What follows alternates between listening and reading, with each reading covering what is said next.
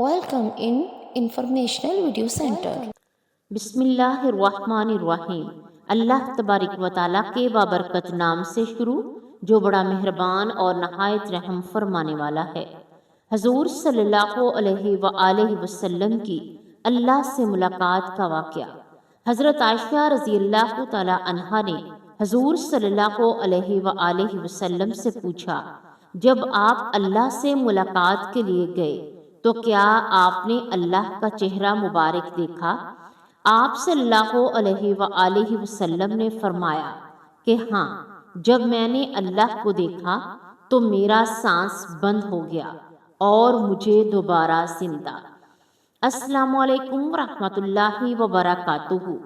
رسول اللہ صلی اللہ علیہ وآلہ وسلم کو طائف کے دعوتی سفر سے واپسی پر جسم اور روح کے ساتھ بیداری کی حالت میں مسجد حرام سے مسجد اقصیٰ اور پھر وہاں سے ساتویں آسمان، سدرۃ المنتہا، جنت اور جہنم، جہاں تک کہ اللہ نے چاہا ان مقامات کی سیر کرائے گی۔ اس سفر کو اسراء و معراج کہتے ہیں۔ معراج کی تاریخ میں علماء کا اختلاف ہے اور کئی اقوال کتب میں مذکور ہے۔ معراج کا واقعہ اجمالی کا خلاصہ یہ ہے کہ نبی کریم صلی اللہ علیہ وآلہ وسلم حضرت ام ہانی رضی اللہ تعالی عنہ کے مکان پر استراحت فرما رہے تھے کہ اچانک سے چھت پھٹی اور جبرائیل امین علیہ السلام اترے۔ ان کے ساتھ اور فرشتے بھی تھے۔ نبی اکرم صلی اللہ علیہ وآلہ وسلم کو جگا کر مسجد حرام لے جایا گیا۔ وہاں آپ کے سینہ مبارک کو چاک کر کے قلب اطہر کو آب زمزم سے دھویا گیا۔ بعد اس کے کہ آپ کی سواری کے لیے ایک بہشتی جانور بھی لایا گیا اور مسجد اقصیٰ کی جانب اسے روانہ کیا گیا، جسے براق کہتے ہیں۔ اس راستے میں آپ کو بہت سارے عجائبات دکھلائے گئے۔ مختلف اقوام اور مختلف لوگ اپنے گناہوں کی وجہ سے مختلف سزاؤں میں مبتلا تھے۔ مسجد اقصیٰ پہنچ کر رسول اللہ صلی اللہ علیہ وآلہ وسلم نے انبیاء کی امامت بھی فرمائی۔ اس کے بعد ملائکہ کی معیت میں آسمانوں کی جانب روانہ ہو گئے اور آسمانوں میں آپ صلی اللہ علیہ وآلہ وسلم نے مختلف انبیاء کرام جیسے حضرت آدم علیہ السلام، حضرت یحییٰ علیہ السلام، حضرت عیسیٰ علیہ السلام، حضرت یوسف علیہ السلام، حضرت ادریس علیہ السلام، حضرت ہارون علیہ السلام، حضرت موسیٰ علیہ السلام اور حضرت ابراہیم علیہ السلام سے ملاقات بھی فرمائی تھی۔ بعد اس کے آپ صلی اللہ علیہ وآلہ وسلم کو سدرۃ المنتہا کی طرف بلند کر دیا گیا۔ اس مقام پر آپ صلی اللہ علیہ وآلہ وسلم نے جبرائیل امین کو اصلی صورت میں بھی دیکھا، نیز اللہ جل شانہ کی تجلیات، انوارات کا مشاہدہ بھی کیا۔ یہاں سے مقام شریف الکلام اور پھر مقام شریف الکلام سے بارگاہ اقدس میں پہنچے۔ وہاں بارگاہ الہی میں سجدہ بجا لائے اور بلاواسطہ کلام الہی سے سرفراز ہوئے۔ اس موقع پر نمازیں بھی فرض کی گئیں۔ یہاں سے واپسی پر آپ صلی اللہ علیہ وآلہ وسلم دوبارہ سے بیت المقدس میں اترے۔ وہاں سے براق پر سوار ہو کر صبح سے قبل مکہ مکرمہ پہنچے۔ یہ سفر معراج کا اجمالی خاکہ سا تھا۔ واقعہ معراج اللہ تبارک و تعالیٰ کی قدرت کی نشانیوں میں سے ایک بہت بڑی نشانی ہے، جو چشم زدن میں بظاہر رونما ہوا، لیکن حقیقت میں اس میں کتنا وقت لگا یہ اللہ تبارک و تعالیٰ اور اس کے رسول صلی اللہ علیہ وآلہ وسلم ہی بہتر جانتے ہیں۔ اللہ تبارک و تعالیٰ نے اس واقعے میں اپنے محبوب پیغمبر حضرت محمد صلی اللہ علیہ وآلہ وسلم کو اپنی قدرت کاملہ کا مشاہدہ کروایا۔ واقعہ معراج اعلان نبوت کے 10ویں سال اور مدینہ ہجرت سے 1 سال پہلے مکہ میں پیش آیا تھا۔ ماہ رجب کی 27ویں رات ہے۔ اللہ تبارک و تعالیٰ نے ارشاد فرمایا، اے فرشتو، آج کی رات میری تسبیح بیان مت کرو، میری حمد و تقدیس کرنا بند کرو۔ آج کی رات میری اطاعت و بندگی چھوڑ دو، اور آج کی رات جنت الفردوس کو لباس اور زیور سے آراستہ کر دو۔ میری فرما برداری کا کلا اپنے سر پر باندھ لو۔ اے جبرائیل امین، میرا پیغام میکائیل کو سنا دو کہ رزق کا پیمانہ ہاتھ سے علیحدہ کر دے۔ اسرافیل سے کہہ دو کہ وہ سور کو کچھ دیر کے لیے موقوف کر دے۔ ابراہیم علیہ السلام سے کہہ دو کہ کچھ دیر کے لیے روحوں کو قبض کرنے سے ہاتھ اٹھا لے۔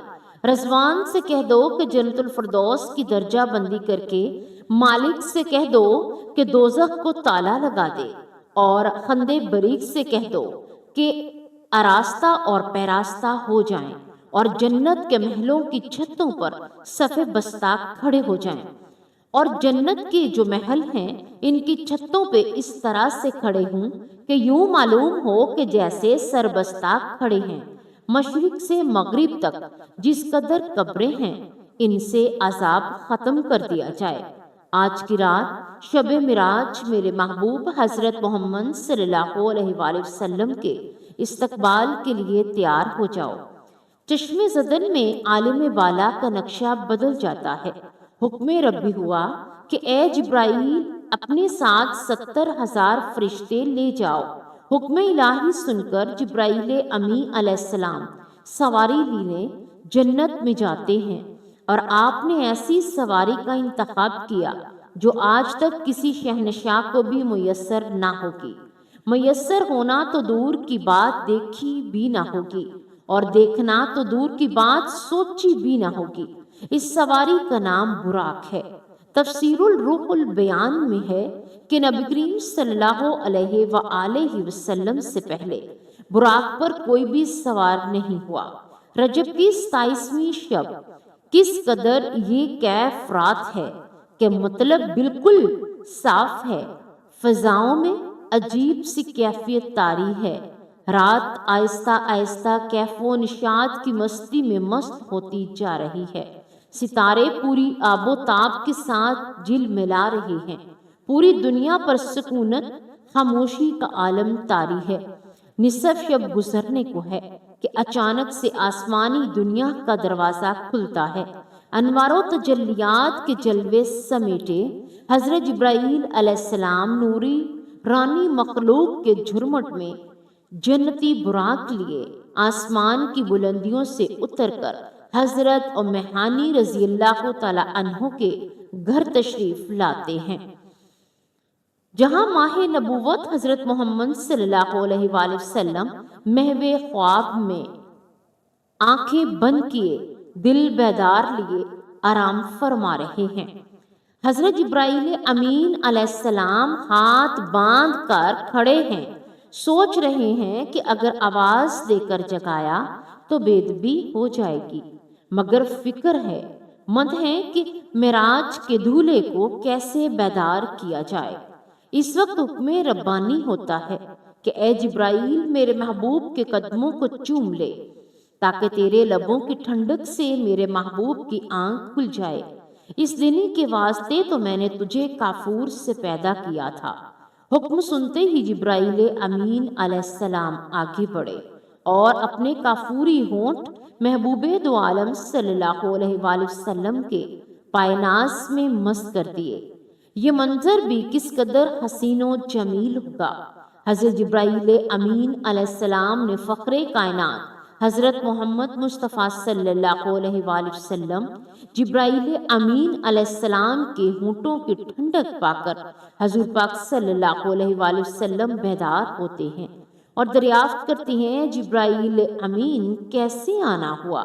عرض کرتے ہیں یا رسول اللہ صلی اللہ علیہ وآلہ وسلم، خدائے و بزرگ و برتر کی طرف سے بلاوے کا پروانہ لے کر حاضر ہوا ہوں۔ یا رسول اللہ صلی اللہ علیہ وآلہ وسلم، اللہ تبارک و تعالیٰ آپ کی ملاقات کا مشتاق ہے۔ حضور اکرم صلی اللہ علیہ وآلہ وسلم تشریف لے چلیے۔ زمین سے لے کر آسمانوں تک ساری گزرگاہوں پر مشتاق دید کا ہجوم ہاتھ باندھے کھڑا ہے۔ معراج نبوت میں یہ بات درج ہے، چنانچہ آپ نے سفر کی تیاری شروع کی۔ اس موقع پر حضرت جبرائیل امین علیہ السلام نے آپ کا سینہ مبارک چاک کیا اور دل کو دھویا۔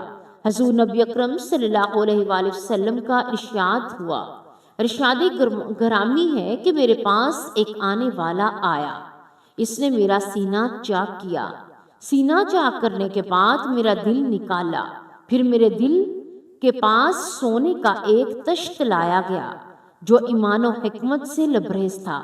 اس کے بعد میرے دل کو دھویا گیا، پھر ایمان و حکمت سے لبریز ہو گیا، اور اس قلب کو سینہ اقدس میں اس کی جگہ پر رکھ دیا گیا۔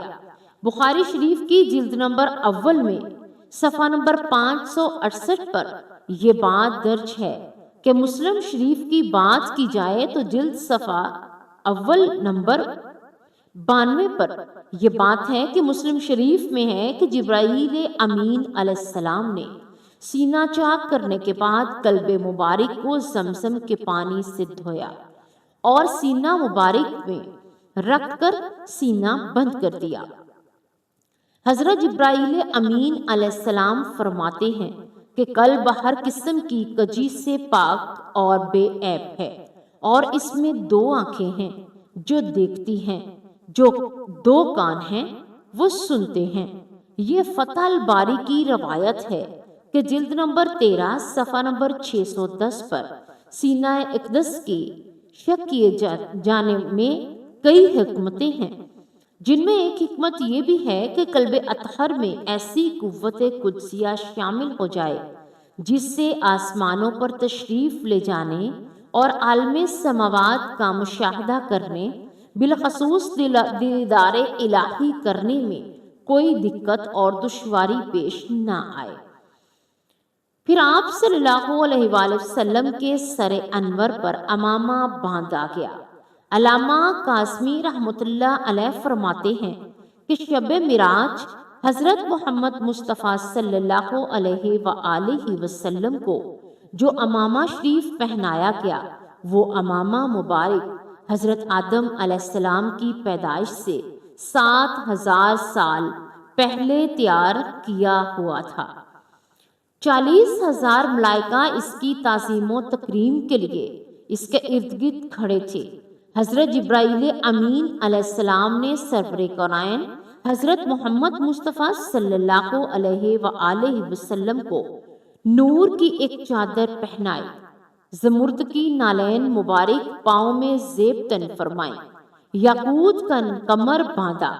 یہ بھی معراج نبوت صفحہ نمبر 601 پر بات درج ہے کہ حضور پاک صلی اللہ علیہ وآلہ وسلم نے براق کا خلیہ بیان کرتے ہوئے ارشاد فرمایا، سینہ سرخ یاقوت کی مانند چمک رہا تھا، اس کی پشت پر بجلی گونجتی تھی، ٹانگیں دم مرجان، سر اور اس کی گردن یاقوت سے بنائی گئی تھی، بہشت زین اور اس پر کسی ہوئی تھی، جس کے ساتھ سرخ یاقوت کے دور کا آویزہ تھا۔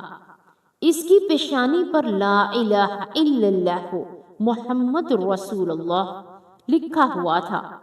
چند لمحوں کے بعد وہ وقت بھی آ گیا کہ سرور کونین حضرت محمد مصطفیٰ صلی اللہ علیہ وآلہ وسلم براق پر تشریف فرما ہو گئے۔ حضرت جبرائیل امین علیہ السلام نے رکاب تھام لی، حضرت میکائیل علیہ السلام نے پگڑی، حضرت اسرافیل علیہ السلام نے زین کو سنبھالا۔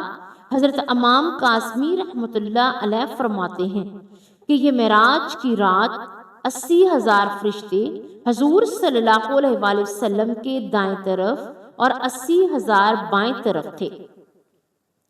فضا فرشتوں کی درود و سلام کی صداؤں سے گونج اٹھی اور آقائے نامدار حضرت محمد صلی اللہ علیہ وآلہ وسلم درود السلام کی گونج میں سفر معراج کا آغاز فرماتے ہیں۔ اس واقعے کو قرآن مجید میں اللہ تبارک و تعالیٰ نے اس طرح بیان فرمایا ہے کہ وہ ذات اور نقص اور کمزوری سے پاک ہے، جو رات کے تھوڑے سے حصے میں اپنے محبوب و مکرم بندے کو مسجد حرام سے مسجد اقصی تک لے کر گئی، جس کے گرد و نواح کو ہم نے بابرکت بنا دیا تاکہ ہم اس بندہ کامل کو اپنی نشانیاں دکھائیں۔ سورت بنی اسرائیل کی یہ آیت کا ترجمہ بھی ہے۔ بیان کیا گیا ہے کہ آپ صلی اللہ علیہ وآلہ وسلم نہایت شان و شوکت سے ملائکہ کے جلوس میں مسجد حرام سے مسجد اقصی کی طرف روانہ ہوتے ہیں۔ یہ گھڑی کس قدر دل نواز تھی، جس مکان سے لامکان تک نور ہی نور پھیلا ہوا تھا۔ سواری بھی نور تو سوار بھی نور، باراتی بھی نور تو دولہا بھی نور، میزبان بھی نور تو مہمان بھی نور، یوں کہ یہ نورانی بارات فلک بوس پہاڑیوں سے بے آب و بیاں ریگستانوں، گھنے جنگلوں، چٹیل میدانوں اور سرسبز شاداب وادیوں پر پرخطر ویرانوں پر سے سفر کرتے ہوئی وادی بسا میں پہنچتی ہے، جہاں سے بے شمار درخت ہیں۔ حضرت جبرائیل امین علیہ السلام عرض کرتے ہیں، حضور پاک صلی اللہ علیہ وآلہ وسلم یہاں اتریے اور اتر کر 2 رکعت نفل نماز ادا کیجیے۔ یہ آپ کی ہجرت گاہ مدینہ طیبہ ہے۔ نفل کی ادائیگی کے بعد پھر سفر شروع ہوتا ہے۔ راستے میں ایک سرخ ٹیلہ بھی آتا ہے جہاں حضرت موسیٰ علیہ السلام کی قبر ہے۔ حضور اکرم صلی اللہ علیہ وآلہ وسلم اس موقع پر ارشاد فرماتے ہیں کہ معراج کی رات میں نے سرخ ٹیلے سے گزرا تو میں نے دیکھا کہ وہاں حضرت موسیٰ علیہ السلام کی قبر ہے اور وہ اپنی قبر میں کھڑے ہو کر نماز پڑھ رہے ہیں۔ پھر دیکھتے ہی دیکھتے بیت المقدس بھی گیا، جہاں قدسیوں کا جم غفیر سلامی کے لیے موجود علماء خوش آمدید کہنے کے لگے اور تقریباً 1,24,000 انبیاء مرسلین استقبال کے لیے بے چین اور بے قرار کھڑے تھے۔ حضور نبی اکرم صلی اللہ علیہ وآلہ وسلم اس مقام پر تشریف فرما ہوئے جس سے باب محمد صلی اللہ علیہ وآلہ وسلم کہا جاتا ہے۔ حضرت جبرائیل امین علیہ السلام ایک پتھر کے پاس آئے جو اس جگہ موجود تھا۔ حضرت جبرائیل امین علیہ السلام نے اس پتھر میں اپنی انگلی مار کر اس میں سوراخ کر دیا اور براق کو اس میں باندھ دیا۔ یہ تفسیر ابن کثیر کی جلد نمبر 3 صفحہ نمبر 7 پر درج ہے۔ آفتاب نبوت حضرت محمد صلی اللہ علیہ وآلہ وسلم مسجد اقصی میں داخل ہوتے ہیں۔ صحن و حرم سے فلک تک نور ہی نور چھایا ہوا ہے، ستارے مان پڑ چکے ہیں، قدسی سلامی دے رہے ہیں، حضرت جبرائیل علیہ السلام اذان دے رہے ہیں، تمام انبیاء اور رسل صف در صف کھڑے ہو رہے ہیں۔ جب صفیں بن چکیں تو انبیاء کرام علیہ السلام فخر دو عالم صلی اللہ علیہ وآلہ وسلم امامت کے لیے تشریف لائے۔ تمام انبیاء کرام کی ابتدا میں 2 رکعت نماز ادا کی، اپنی نیاز مندی کا اعلان کرتے ہیں۔ ملائکہ اور انبیاء سب کے سر تسلیم خم کیے ہوئے کھڑے ہیں۔ بیت المقدس نے آج تک ایسا دل نواز منظر اور روح پرور سامان نہیں دیکھا۔ وہاں سے عظمت و رفعت کے پرچم پھر بلند ہونے شروع ہو جاتے ہیں۔ درود السلام سے فضا ایک مرتبہ پھر گونج اٹھتی ہے۔ سرور کونین حضرت محمد مصطفیٰ صلی اللہ علیہ وآلہ وسلم نوری مخلوق کے جھرمٹ میں آسمان کی طرف روانہ ہوتے ہیں اور یہاں سے پھر وہ واقعہ معراج شروع ہوتا ہے۔ یہاں سے وہ پھر معاملہ شروع ہوتا ہے کہ حضور اکرم صلی اللہ علیہ وآلہ وسلم فرماتے ہیں کہ پھر مجھے اوپر لے جایا گیا۔ براق کی رفتار کا یہ عالم تھا کہ جہاں نگاہ کے انتہا ہوتی وہاں براق کا پہلا قدم ہوتا۔ فوراً ہی پہلا آسمان آ گیا۔ حضرت جبرائیل علیہ السلام نے دروازہ کھٹکھٹایا۔ دربان نے پوچھا کون ہے؟ جواب دیا حضرت جبرائیل۔ دربان نے پوچھا تمہارے ساتھ کون ہے؟ حضرت جبرائیل علیہ السلام نے کہا حضرت محمد صلی اللہ علیہ وآلہ وسلم۔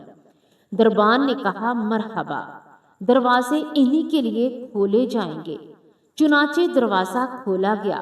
رحمت دو عالم صلی اللہ علیہ وآلہ وسلم کی ملاقات حضرت آدم علیہ السلام سے ہوئی۔ انہیں بتایا گیا کہ یہ آپ کے جلیل القدر فرزند ہیں، ختم المرسلین ہیں، یہی حضرت محمد مصطفیٰ صلی اللہ علیہ وآلہ وسلم ہیں۔ آقائے دو جہاں صلی اللہ علیہ وآلہ وسلم نے دادا جان کہہ کر آدم علیہ السلام کی بارگاہ میں سلام ارشاد فرمایا۔ حضرت آدم علیہ السلام نے جو سلام کا جواب عرض کیا اور اپنے عظیم فرزند کو دعاؤں سے بھی نوازا۔ مہمان عرش حضور پرنور صلی اللہ علیہ وآلہ وسلم کو دوسرے آسمان پر لے جایا گیا۔ پہلے آسمان کی طرح ابواب نے دوسرے آسمان کا بھی دروازہ کھولا۔ یہاں حضور صلی اللہ علیہ وآلہ وسلم کی سیدنا عیسیٰ علیہ السلام اور یحییٰ علیہ السلام سے ملاقات ہوئی۔ اس یادگار ملاقات اور آسمان کے ملکوتی مشاہدات کے بعد آپ صلی اللہ علیہ وآلہ وسلم کو تیسرے آسمان کی طرف اٹھایا گیا۔ تیسرے آسمان میں حضور صلی اللہ علیہ وآلہ وسلم کی ملاقات سیدنا یوسف علیہ السلام سے کروائی گئی۔ تیسرے آسمان کے مشاہدات نورانی کے بعد حضور صلی اللہ علیہ وآلہ وسلم کو چوتھے آسمان پر پہنچایا گیا۔ چوتھے آسمان پر تاجدار کائنات صلی اللہ علیہ وآلہ وسلم کی ملاقات حضرت ادریس علیہ السلام سے کروائی گئی۔ اسی طرح حضور صلی اللہ علیہ وآلہ وسلم سفر معراج طے کرتے ہوئے پانچویں آسمان پر پہنچے تو وہاں حضرت ہارون علیہ السلام سے ملاقات ہوئی۔ چھٹے آسمان پر حضور صلی اللہ علیہ وآلہ وسلم کی ملاقات سیدنا موسیٰ علیہ السلام سے ہوئی اور موسیٰ علیہ السلام کی چشمہ نے مقدس اشکبار ہو گئی۔ حضور صلی اللہ علیہ وآلہ وسلم کی عظمت و رفعت کو دیکھ کر رشک کے آنسو جھلک پڑے۔ آپ کی زبان اقدس سے بے اختیار نکلا، خدائے بزرگ و برتر کے یہ وہ برگزیدہ رسول ہیں جن کی امت کو میری امت پر شرف عطا کیا گیا، میری امت پر جسے بزرگی عطا ہوئی، اور یہ وہی رسول ہیں جن کی امت کو میری امت کے مقابلے میں کثرت کے ساتھ جنت میں داخل کیا جائے گا۔ مہمان ذی چشم حضور صلی اللہ علیہ وآلہ وسلم کی ملاقات ساتویں آسمان پر حضرت ابراہیم علیہ السلام سے ہوئی۔ اس کے بعد حضرت محمد صلی اللہ علیہ وآلہ وسلم جو تخلیق میں واحد ہستی ہیں، جبرائیل امین علیہ السلام کے ساتھ سدرۃ المنتہا تک سفر کیا۔ اس مقام پر اللہ تبارک و تعالیٰ نے انسانوں کو 5 نمازوں کا تحفہ عنایت کیا۔ معراج کا واقعہ جس رات پیش آیا، اس رات رسول اللہ صلی اللہ علیہ وآلہ وسلم اپنے چچا زاد بہن ام بانی کے گھر مقیم تھے۔ آپ نے یہ بات لوگوں کو بتائی تو سب نے اسے ہلکا سا لیا۔ مشرکین تانا دینے لگے کہ رسول اللہ صلی اللہ علیہ وآلہ وسلم راتوں رات آسمان گئے ہیں۔ سب نے تردید کر دی۔ جب لوگوں نے حضرت ابوبکر صدیق رضی اللہ تعالی عنہ کو اس واقعے کے متعلق آگاہ کیا تو حضرت ابوبکر صدیق رضی اللہ تعالی عنہ نے فوراً تصدیق کرتے ہوئے کہا کہ یہ بات رسول اللہ صلی اللہ علیہ وآلہ وسلم نے بتائی ہے؟ لوگوں نے کہا ہاں بالکل۔ ابوبکر نے کہا رسول اللہ صلی اللہ علیہ وآلہ وسلم نے بتائی ہے تو پھر سچ ہے۔ حضرت ابوبکر صدیق کی اس بات نے حضور پاک صلی اللہ علیہ وآلہ وسلم کو بہت زیادہ متاثر کیا۔ آپ صلی اللہ علیہ وآلہ وسلم نے حضرت ابوبکر کو صدیق کا لقب دیا۔ مکہ کا ایک شخص جو شام اور فلسطین زیادہ سفر کیا کرتا تھا آیا اور بولا کہ اگر آپ واقعی راتوں رات مسجد اقصی اور پھر آسمانوں میں گئے ہیں تو مجھے مقصد مسجد اقصی کا پتہ بتا دیجئے۔ آپ سے سوال پوچھتا ہوں، آپ ان کے جواب دیں۔ پھر اس شخص نے رسول اکرم صلی اللہ علیہ وآلہ وسلم سے مسجد اقصی اور اس کے خد و خال کے متعلق بے شمار سوالات کیے۔ رسول اللہ صلی اللہ علیہ وآلہ وسلم نے سب کے ٹھیک ٹھیک جواب دے دیے۔ اس جواب نے رسول اللہ صلی اللہ علیہ وآلہ وسلم کے تمام جوابات کو درست قرار دیا۔ رسول اللہ صلی اللہ علیہ وآلہ وسلم نے اللہ کے پردے میں بات کرنے کا شرف بھی حاصل کیا جو اور کسی کو حاصل نہیں ہوا۔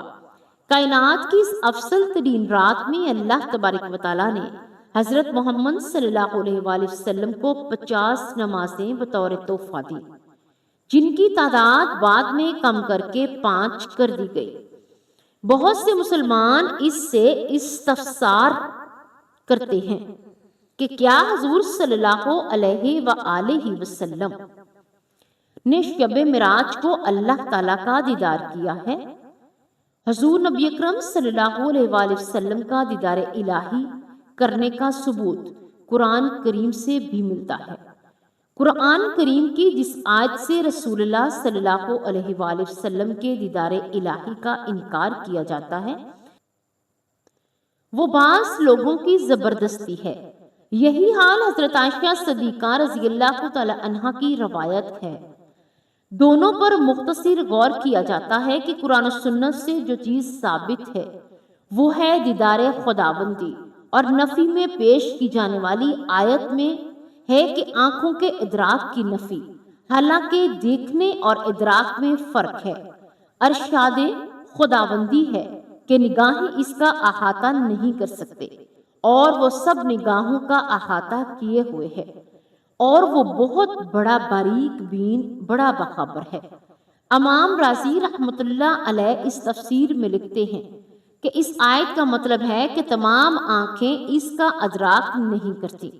اس کا فائدہ یہ ہے کہ بعض آنکھیں دیکھنے سکتی ہیں، دیکھنے جانے والی چیز کی جب حد اور انتہا ہو، دیکھنے والی نظر تمام حدود و اطراف انتہاؤں کو گھیر لے تو گویا اس نظر نے اس چیز کو گھیر لیا۔ اس دیکھنے والے کو ادراک کہا جاتا ہے، لیکن جب نظر دیکھی جانے والی چیز کو اطراف کا احاطہ نہ کرے تو اسے دیکھنے کا نام ادراک نہیں ہوتا۔ خلاصہ یہ ہے کہ دیکھنا ایک جنس جس کے نیچے 2 انواع ہیں، اور ایک دیکھنا احاطے کے ساتھ، دوسرا دیکھنا بلا احاطے کے۔ صرف احاطے والے دیکھنے کو ادراک کہا جاتا ہے۔ بس ادراک کی نفی سے دیکھنے کی ایک قسم کی نفی ثابت ہوئی ہے، اور ایک نوع کی نفی سے جنس کی نفی نہیں ہوتی۔ بس اللہ کے ادراک کی نفی سے اللہ دیکھنے کی نفی لازم نہیں آتی۔ امام قرطبی رحمۃ اللہ علیہ فرماتے ہیں کہ ادراک کا مطلب ہے گھیر لینا اور حد سے کھینچنا، جیسے مخلوق دیکھی جا سکتی ہے۔ الحقات دیکھنا ثابت ہے۔ خلاصہ یہ ہے کہ قرآن کی آیت سے اور ام المؤمنین حضرت عائشہ صدیقہ رضی اللہ تعالی عنہا قول سے دیدار الہی کی نفی رسول اللہ صلی اللہ علیہ وآلہ وسلم سے ثابت نہیں ہوتی۔ آیت کا مطلب یہ ہے کہ تمام آنکھیں اس کو نہیں دیکھ سکتی، یا یہ کہ آنکھیں اللہ کا احاطہ نہیں کر سکتے، اور ظاہر ہے کہ دیکھنا اور ہے، احاطہ کرنا اور ہے۔ نتیجہ یہ ہے کہ آنکھیں دنیا میں بھی اللہ کو دیکھنے سکتی ہیں، اور یقیناً وہ بعض آنکھیں محمد صلی اللہ علیہ وآلہ وسلم کی ہیں۔ علامہ قرطبی میں مزید لکھتے ہیں کہ عبداللہ بن حارث کی حضرت ابن عباس اور ابی کعب سے ملاقات ہوئی تو حضرت ابن عباس رضی اللہ تعالی عنہ نے فرمایا کہ ہم نے بنی ہاشم تو کہتے ہیں کہ بے شک محمد صلی اللہ علیہ وآلہ وسلم نے اپنے رب کو دوبارہ دیکھا ہے۔ پھر ابن عباس رضی اللہ تعالی عنہ نے فرمایا تو میں اس پر کیا تعجب کہ دوستی ابراہیم علیہ السلام کے لیے، کلام موسیٰ علیہ السلام کے لیے، دیدار الہی مصطفیٰ صلی اللہ علیہ وآلہ وسلم کے لیے ہے سے ثابت ہے۔ اس پر حضرت کعب نے کہا کہ ہاں، یہاں تک کہ پہاڑ گونج اٹھے۔ امام عبد الرازق نے بیان کیا کہ حسن بصری اللہ کی قسم اٹھا کر کہتے ہیں بے شک محمد صلی اللہ علیہ وآلہ وسلم نے اپنے رب کو دیکھا ہے۔ مروان نے حضرت ابو ہریرہ رضی اللہ تعالی عنہ سے پوچھا کیا محمد صلی اللہ علیہ وآلہ وسلم نے اپنے رب کو دیکھا ہے؟ انہوں نے فرمایا ہاں۔ حضرت امام احمد بن حنبل رضی اللہ تعالی عنہ نے فرمایا حضور اکرم صلی اللہ علیہ وآلہ وسلم نے آنکھوں سے اللہ کو دیکھا ہے، یہاں تک کہ ان کا سانس بند ہو گیا۔ عبداللہ بن شقیق رحمۃ اللہ علیہ کہتے ہیں کہ میں نے حضرت ابو ذر غفاری رضی اللہ تعالی عنہ سے کہا اگر میں نے رسول اللہ صلی اللہ علیہ وآلہ وسلم کی زیارت کی ہوتی تو میں نے آپ صلی اللہ علیہ وآلہ وسلم سے ضرور پوچھا ہوتا۔ انہوں نے پوچھا تم نے رسول پاک صلی اللہ علیہ وآلہ وسلم سے کیا بات پوچھتے؟ تو میں نے کہا کہ میں پوچھتا کہ کیا آپ نے اپنے رب کو دیکھا تھا؟ تو حضرت ابو ذر رضی اللہ تعالی عنہ نے کہا یہ بات تو میں نے آپ صلی اللہ علیہ وآلہ وسلم سے پوچھی تھی، تو آپ نے فرمایا کہ میں نے اپنی آنکھوں سے نور کو دیکھتا تھا۔ اللہ پاک ہمیں دین کا پیروکار بنائے، ہمیں حضور پاک صلی اللہ علیہ وآلہ وسلم کے نقش قدم پر چلنے کی توفیق عطا فرمائے اور ہمارا خاتمہ ایمان پر کرے، آمین یا رب العالمین۔